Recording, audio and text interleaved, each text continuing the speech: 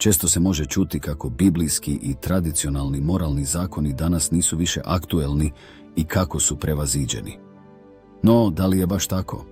U današnjem videu ćemo se osvrnuti na pitanje značaja morala i njegove uloge u savremenom društvu. Moralni zakoni u modernom vremenu. Moralni zakoni često se posmatraju kao zastarjeli u društvu koje stavlja naglasak na individualizam, relativizam i instant uspeh. Međutim, dublja analiza pokazuje da su moralni zakoni i dalje temelj zdravog društva, individualnog razvoja i dugoročnog blagostanja. 1.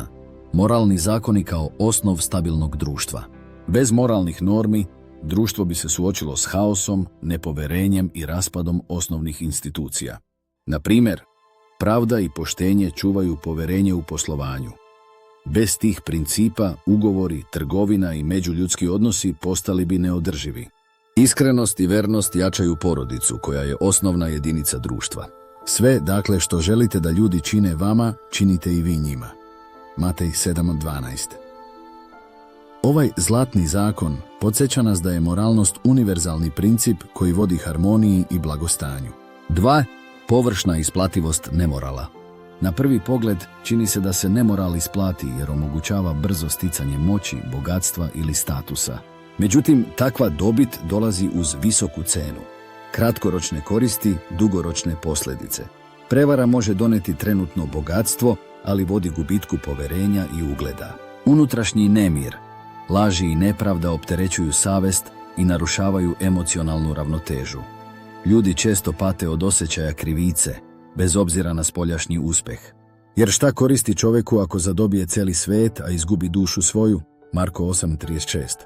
Ovo podsjeća na to da je vrednost duhovnog mira i integriteta daleko iznad materijalnih koristi. Ukoliko vam se ovaj video dopada, lajkujte, pretplatite se na kanal, komentarišite ili podelite. U komentarima su dobrodošli svi predlozi i sugestije u vezi sa budućim sadržajem na ovom kanalu. 3. Primjeri iz svakodnevnog života. Porodica, iskrenost i odanost u braku. Zamislite bračni par gdje jedan partner odluči da bude neveran. Na prvi pogled ta osoba može osjećati slobodu ili uzbuđenje, ali dugoročne posljedice su destruktivne. Emocionalni gubitak. Preljuba razara poverenje, a to vodi ka otuđenju, svađama i često razvodu. Uticaj na decu. Deca iz porodica gdje je prisutna izdaja često pate od osjećaja nesigurnosti, niskog samopouzdanja i problema u izgradnji odnosa kasnije u životu. Nasuprot tome, par koji neguje iskrenost i odanost gradi stabilnu osnovu za svoju porodicu. Njihova deca uče vrednosti kao što su poštovanje, poverenje i ljubav. Pošteno srce je radost Gospodu, a lukavstvo je gadno njemu. Priče Solomunove 11:20. Posao, poštenje u poslovanju. Primjer, vlasnik malog preduzeća odluči da smanji troškove tako što prodaje nekvalitetne proizvode pod maskom vrhunskog kvaliteta. U početku ostvaruje veliki profit jer kupci veruju u njegovu reklamu. Ali ubrzo stižu žalbe, povraćaj novca i negativne recenzije. Reputacija firme je uništena, a kupci odlaze. S druge strane, vlasnik koji ostaje pošten, čak i kad mu to smanjuje profit na kratke staze, gradi lojalnu bazu kupaca. Ljudi cene iskrenost i vraćaju se kada znaju da mogu da veruju proizvodu ili usluzi. Lažna vaga je gad pred Gospodom, a prava mera mu je ugodna. Prijateljstvo, iskrenost u međuljudskim odnosima. Zamislite situaciju gdje prijatelj širi laži o vama iz zavisti. Možda ta osoba privremeno uživa u pažnji drugih, ali jednom kada istina izađe na vidjelo, ona gubi poverenje svih. S druge strane, prijatelji koji neguju iskrenost i odanost grade dugotrajne i kvalitetne odnose. Iskrenost omogućava rješavanje nesporazuma i produbljuje prijateljstvo. Prijatelj ljubi u svako doba, a u nevolji se brat poznaje.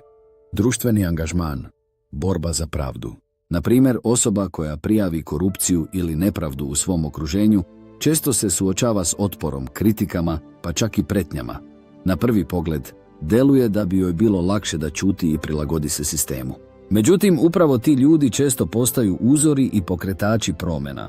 Iako trpe kratkoročne posljedice, na kraju dobijaju podršku zajednice i istorija ih pamti kao heroje. Blago onima koji su gladni i žedni pravde, jer će se nasititi. Matej 5:6. Lični primjer, snaga oproštaja. Osoba koja je povređena uvredom ili prevarom može se osvetiti ili zadržati ogorčenost. Na prvi pogled osveta deluje kao oslobađanje, ali zapravo povećava bol i gorčinu. S druge strane, oproštaj donosi mir i oslobađa osobu od tereta. Primjer. U svakodnevnom životu roditelji često praštaju deci jer znaju da je ljubav jača od grešaka. Slično, kada oprostimo prijatelju ili članu porodice, obnavljamo odnos i postavljamo temelje za bolju budućnost. Budite milostivi kao što je i Otac vaš milostiv. 4. Istorijske ličnosti i isplativost morala.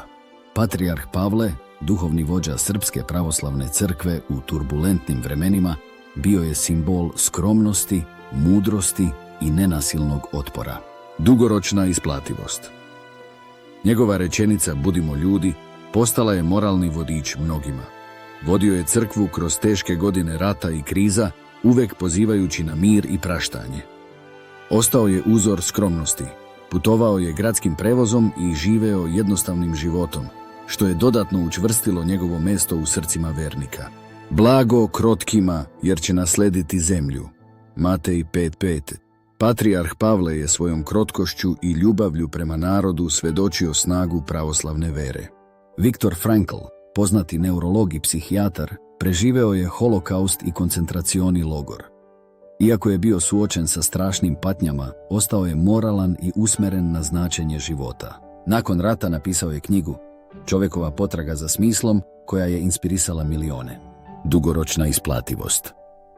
Njegova filozofija pomogla je mnogima da pronađu smisao čak i u najtežim okolnostima.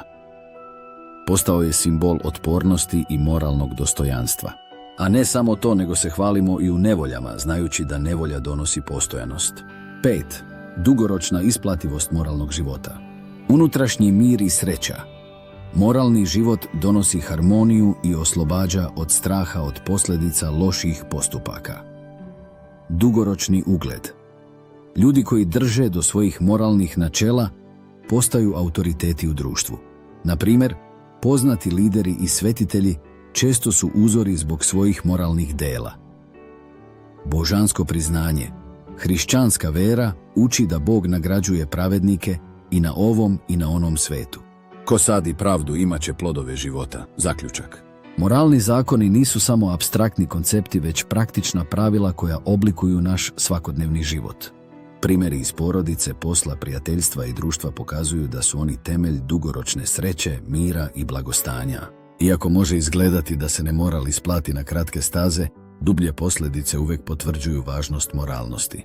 Primjenjujući moralne zakone u svakodnevnim situacijama, ne samo da gradimo bolji svet, već ispunjavamo i duhovnu svrhu svog postojanja. Ukoliko vam se ovaj video dopao, lajkujte, pretplatite se na kanal, komentarišite ili podelite. Vidimo se u narednom videu, do tada lep pozdrav i Bog vas blagoslovio.